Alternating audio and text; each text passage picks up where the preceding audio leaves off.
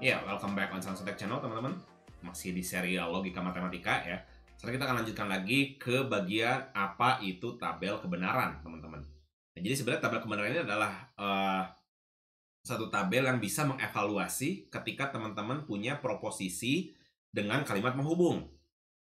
Ya, tadi kalimat penghubung di Logika Matematika itu ada 4 teman-teman ya. Ada 5 sorry 5. Ada dan, ada atau, terus ada jika maka ya, causality, terus dan jika, dan hanya jika. Nah, satu lagi ada negasi ya, atau kebalikan. Oke, nah tabel kebenaran nanti bisa bantu teman-teman untuk mengevaluasi apakah proposisi dengan kalimat penghubung ini nilainya nanti benar atau salah. Gitu ya. Nah, biar teman-teman nggak bingung, biar teman-teman makin ngerti, kita masuk ke contoh kasus ya untuk mengevaluasi tabel kebenaran.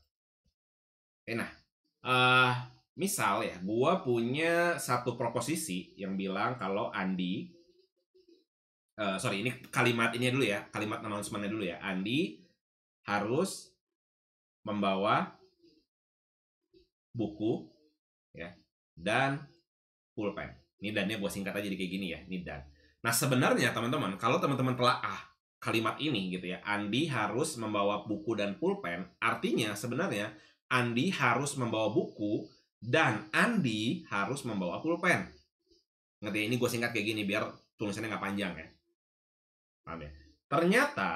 Ternyata proposisinya teman-teman, ingat proposisi itu kalimat yang bisa dinilai benar atau salah ya. Ternyata Andi membawa buku dan tidak membawa pulpen. Ya. Paham ya? Maksudnya ya. Jadi ini kalimat perintahnya gitu ya. Jadi Andi harus membawa buku dan pulpen. Maksudnya kalimat announcement-nya gitu. Untuk ngejudge bahwa nanti Andi ini benar atau salah gitu ya. Terus kalimat proposisinya, kenyataannya yang bisa dinilainya adalah ternyata Andi membawa buku dan tidak membawa pulpen. Oke. Nah, tabel kebenaran bisa mengevaluasi teman-teman apakah Andi ini benar atau salah. Paham ya? Karena di sini ada bentuk dan. Ya, seolah-olah seperti setengah benar gitu. Jadi, oke, Andi udah membawa buku benar gitu ya, tapi nggak membawa pulpen. Oke, setengah dari kalimatnya benar nih. Nah, kalau setengah dari kalimat ini bernilai benar, maka apa kebenarannya? Apakah ini benar atau salah gitu? Paham ya maksudnya ya? Jadi tidak ada yang abu-abu gitu. Ngerti ya? Nah, tabel kebenaran menjawab itu semua, teman-teman. Ya. Tabel kebenaran itu menjawab hal-hal seperti ini. Jadi ketika teman-teman punya proposisi dan yang dihubungkan dengan kata hubung tadi gitu ya, dan atau jika maka gitu ya, nanti kita akan lihat ke tabel kebenaran. Ya, jadi kita bisa mengawasi nih, oke, Andi ini benar atau salah nih kalau dia bawa buku dan tidak membawa pulpen. Oke, sekarang kita masuk ke kata hubung pertama yaitu dan ya, atau konjugasi ya. And. Kalau teman-teman punya proposisi P ya, terus key, dalam ini berarti P ini adalah proposisi pertama. Kalau di contoh kasus yang ini ya, nih di atas tadi, Andi harus membawa buku, berarti ini P, dan Andi harus membawa pulpen. Itu key berarti kan. Ya ingat, ini gue singkat aja pakai dan pulpen gitu ya. Sebenarnya kan arti atau kalimat ini sebenarnya mengandung Andi harus membawa buku dan Andi harus membawa pulpen. Ya, jadi ada dua proposisi sebetulnya ya. Andi membawa buku dan Andi tidak membawa pulpen. Ya, sebenarnya proposisi ini ya mengandung dua proposisi ya, walaupun terlihat seperti satu proposisi. Oke, ada P, Q. Lalu maka nilai P dan Q-nya, teman-teman, seperti apa? Kalau P-nya benar, Q-nya benar, maka P dan Q benar. Ini yang pertama. Oke. Kalau P-nya benar, Q-nya salah, dia salah. Oke. Kalau P-nya salah, Q-nya benar, maka dia salah. Kalau P-nya salah, Q-nya salah, maka dia salah.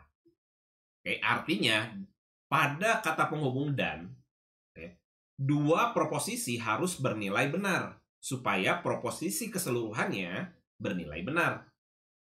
Ngerti ya? Make sense kan? Andi harus membawa buku dan pulpen. Ternyata Andi cuma bawa buku. Ya salah dong. Paham ya maksudnya ya? Andi cuma bawa buku, Andi tidak bawa pulpen. Ya berarti P-nya bernilai benar. Ya dia bawa buku, tapi dia nggak bawa pulpen. Q-nya salah kan? Nih tadi di atas proposisinya. Nah ini. Andi membawa buku dan tidak membawa pulpen. Artinya dia salah, bernilai salah ini. Ya, maka nilainya salah. Oh, berarti si Andi salah. Paham ya sampai sini ya? Oke. Nah, sekarang masuk ke kata penghubung yang berikutnya, yaitu atau. Ya, atau disjungsi atau or. Oke.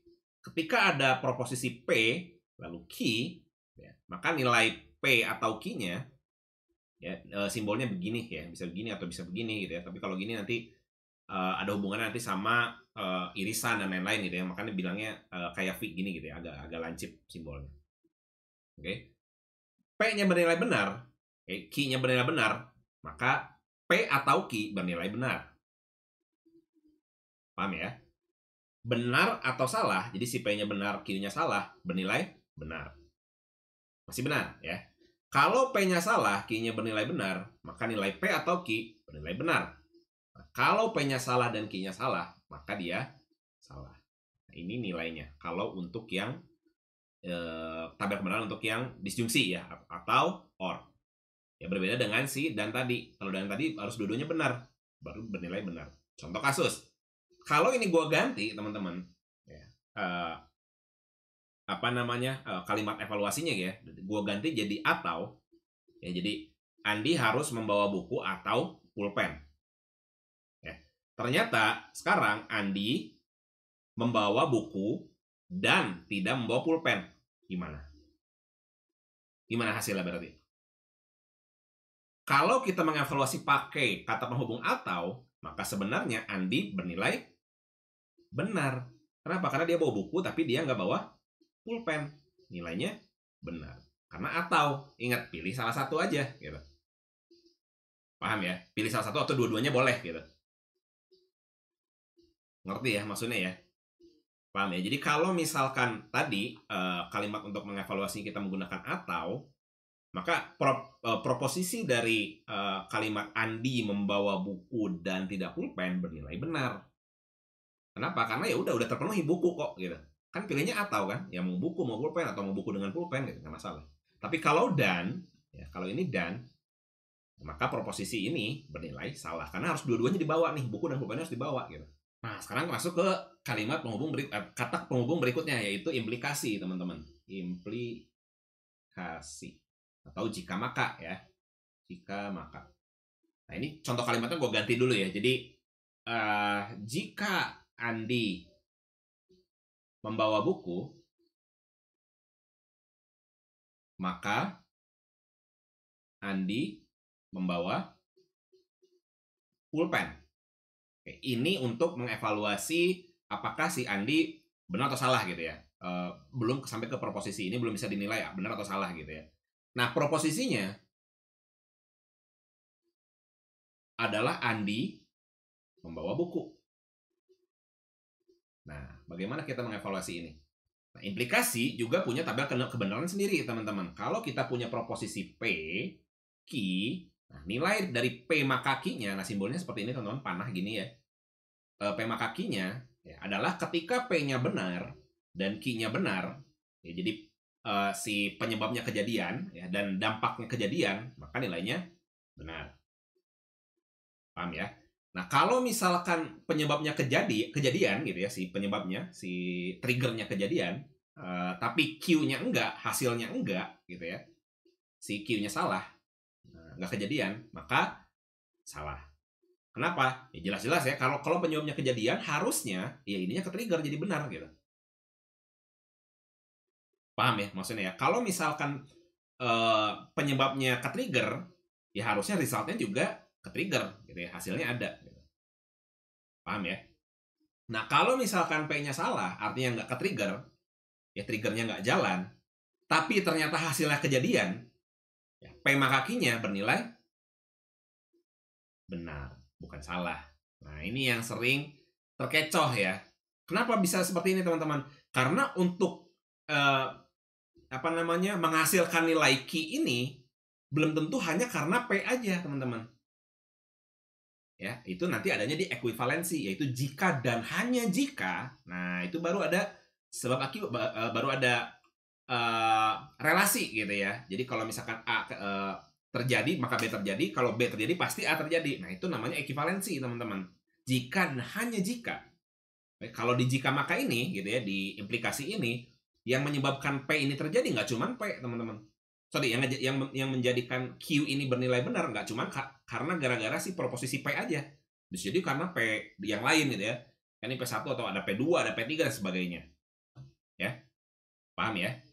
Bisa jadi yang lain bernilai benar, misalkan ini P1 gitu ya, ternyata P2-nya bernilai benar, ya benar dengan benar, nilainya benar gitu. Paham ya? Karena ini bukan ekivalensi. Ya, yang men-trigger terjadinya Q bukan hanya P aja. Ya, contoh misalkan jika hujan maka jalanan basah, gitu ya. Maka proposisi pertamanya si P ini gitu ya, berarti adalah si jika hujan, ya kan? Penyebabnya gitu ya. Maka jalanan basah adalah Q-nya. Tapi apakah yang menyebabkan jalanan basah itu atau menyebabkan Q itu hanya karena hujan? Enggak juga. Jadi karena orang nyiram jalan segala macam, ya. Paham ya maksudnya ya? Tapi kalau misalkan ini teman-teman P-nya salah dan Q-nya salah, ya ini nilainya benar. Kenapa? Karena untuk achieve Q yang tidak ke-trigger, maksudnya untuk tidak menghasilkan Q gitu ya, maka si P1 juga nggak boleh kejadian. Karena kalau ini kejadian, udah pasti ini harus B untuk bernilai benar. Ngerti ya maksudnya ya? Coba silahkan dicek ke teman-teman, coba simulasikan gitu ya dengan logika-logika menggunakan kata penghubung implikasi ya, jika maka. Oke, balik lagi ke contoh kasus teman-teman ini ya. Jika Andi membawa buku, maka Andi membawa pulpen. Ternyata Andi membawa buku. Kesimpulan apa yang bisa kita ambil? Berarti pasti Andi membawa pulpen kalau proposisi ini bernilai benar. Ya, kalau kita pengen ini bernilai benar. Ngerti ya maksudnya? Kalau proposisi ini bernilai benar, ya, Andi membawa buku. Ya. Dari kalimat ininya gitu ya, premisnya gitu ya. Jika Andi membawa buku, maka Andi membawa pulpen. Oh, berarti kalau ini true, ya. Kalau membawa buku, ternyata membawa buku ya, proposisinya ini benar, gitu ya. Kesimpulan yang bisa kita ambil adalah, nah lihat, kalau ini benar, kita pengen ya hasil jika makanya juga benar, maka dia harus membawa pulpen supaya dia benar, gitu. Paham ya maksudnya ya? Ngerti ya? Tapi kalau ternyata proposisinya bukan ini, proposisinya adalah ternyata Andi membawa pulpen. Nah, loh, gimana nih? Ternyata Andi membawa pulpen. Ternyata ininya dulu nih, ininya yang true. Nah, kita nggak tahu apakah dia bawa buku atau enggak. Paham ya? Nanti kita nggak bisa semena-mena langsung, misalkan gini, jika Andi membawa buku, maka Andi membawa pulpen. Ternyata Andi membawa pulpen. Oh, pasti dia bawa buku. Enggak kayak gitu. Ingat tadi logika yang hujan maka jalanan basah. Ini exactly sama. Kita nggak bisa langsung kayak gitu. Kenapa? Karena penyebab Andi membawa pulpen bukan hanya karena Andi membawa buku aja. Ingat, ini bukan ekivalensi, ini implikasi. Paham ya? Jadi belum ada kesimpulan yang bisa kita ambil. Sebenarnya bisa gitu ya. Ya either Andi membawa buku atau ngebawa buku juga nggak masalah. Gitu, itu kesimpulannya. Paham ya? Jadi Andi nggak bawa buku pun tetap bernilai benar gitu ya. Atau Andi membawa buku pun ya tetap nilainya benar. Sampai sini paham ya? Karena ini implikasi, bukan ekivalensi. Ya. Nah, terakhir yaitu ekivalensi. Ekuivalensi atau jika dan hanya jika. Simbolnya seperti ini. Nah, ya, jadi kalau A kejadian, maka B pasti kejadian. Kalau B kejadian, pasti A kejadian. Nah, dengan premis yang sama tadi ya, misalkan Andi membawa buku jika dan hanya jika Andi membawa pulpen. Ya, maka tabel kebenaran seperti ini teman-teman. Kita punya proposisi P, kita punya proposisi Q, maka P ekivalensi dari Q adalah seperti ini. P benar, Q salah. P benar, Q benar, maka bernilai benar. Kalau P-nya benar, Q-nya salah, maka nilainya salah. Ingat, ini jika dan hanya jika. Oke, kedua-duanya harus berhubungan. Oke, salah dan benar, maka dia salah. Nah, kalau di implikasi tadi ini benar ya. Kenapa? Karena yang menyebabkan Q nggak cuma P doang gitu ya. Nah, kalau ini karena jika dan hanya jika gitu ya. Jika P dan hanya jika Q gitu ya. Jadi mereka ketergantungan satu sama lain gitu. Kalau P terjadi maka Q terjadi, kalau Q terjadi maka P terjadi. Maka ini salah kalau di ekivalensi. Paham ya? Nah, kalau ini salah dan ini salah, maka nilainya ya benar. Ya dong, kalau Q nggak kejadian, pasti P nggak kejadian. Kalau P nggak kejadian, pasti Q nggak kejadian, ya kan? Maka nilainya benar. Paham ya? Nah, kalau ini premisnya seperti ini, ya, dan ternyata Andi tidak bawa pulpen, misalkan ya, maka apa kesimpulan bisa kita ambil? Pasti dia nggak bawa buku. Kita bisa langsung mengambil kesimpulan seperti ini. Ya, paham ya? Kalau di yang tadi, implikasi, kita nggak bisa ngambil kesimpulan bahwa dia nggak bawa buku. Enggak. Kenapa? Karena kalau untuk mendapatkan proposisi yang benar dari ini gitu ya nggak masalah. Mau dia nggak bawa buku, mau dia bawa buku, ya nggak masalah. Toh nilainya tetap bisa benar. Nih, ketika dia bawa buku, benar. Ketika dia nggak bawa buku, ya dia tetap benar. Paham ya? Tapi kalau di ekivalensi, untuk mencapai nilai benar, ya cuman ini. Ya dia harus bawa dia harus bawa buku dan harus bawa pulpen. Sorry, kalau ketika dia bawa dia bawa pulpen, pasti dia bawa buku gitu. Maka proposisinya bernilai benar. Paham ya? Nah, terakhir yang paling gampang adalah negasi ya. Negasi itu kebalikan, simbolnya begini. Atau tidak ya. Ya gampangnya Andi bawa buku gitu ya. Andi bawa buku. Ya negasinya berarti Andi tidak membawa buku. Jadi kalau misalkan P terus negasi dari P ya, misalkan ini benar, maka ininya salah. Ketika salah jadi benar. Udah gitu doang. Jadi bolak-balik aja. Oke, dan ini juga bisa dimasukin ke tabel kebenaran gitu ya. Misalkan P gitu ya, P negasi Q, terus kita pengen cari relasi antar P atau negasi Q. Ya, silahkan. Boleh-boleh aja gitu ya. Kita bisa menggunakan prinsip-prinsip ini dan bikin tabel kebenaran yang baru. Tapi intinya, yang paling basic, teman-teman, ya, tabel kebenaran yang paling basic adalah ini. Ada 4 ini ya. Ada dan, ya, tabel kebenaran seperti ini. Ada atau, ada implikasi dan ekivalensi. Nah, teman-teman bisa latihan ya, menggunakan tabel kebenaran, dengan menggunakan proposisi-proposisi teman-teman sekalian. Pakai contoh-contoh kasus teman-teman sekalian gitu ya, sendiri, silahkan. Dan coba bereksperimen dengan tabel kebenaran ini sehingga teman-teman tahu, bisa menilai bahwa apakah proposisi yang kita lemparkan atau argumentasi yang kita terima itu bernilai benar atau salah.